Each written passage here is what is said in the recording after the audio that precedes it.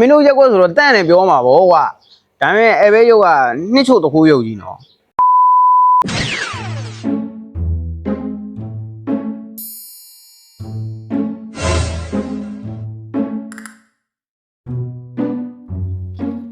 ဟယ်လိုငါခုမင်းတိုက်ရှိရောက်နေပြီကွာငါစပင်းဘာမှထားခဲ့ရမှာအားရအောက်မှာထားခဲ့လို့မဖြစ်ဘူးကွာအရှိမတခိုးရုံနဲ့ဘဲတွေကိုရှိမင်းတို့ရက်ကွက်ဆိုတော့တန့်နေပြောမှာဗောကွာဒါပေမဲ့အဲဘဲရုပ်ကနှစ်ချို့တခိုးရုပ်ကြီးနော်ပြောအဲ့လိုလေငါတော့ခက်ပြီးအောက်မှာထားခဲ့မယ်ညီလေး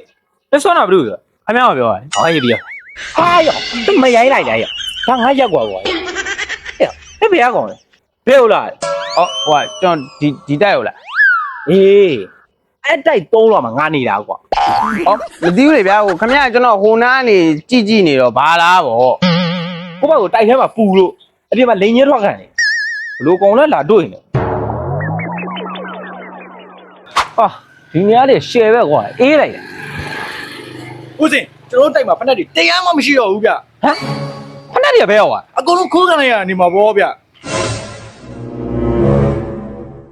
ဒီမှာကန်ညို့ကျွန်တော်ဖက်နှက် brand တွေပဲခိုးလာပေးတယ်ရော့ကျွန်တော်အခုတခြားတိုက်တွေမှာသွားပြီးခိုးလိုက်အောင်မယ်ညနေကျမှဖက်နှက်ခိုးကလာထုတ်မယ်နော်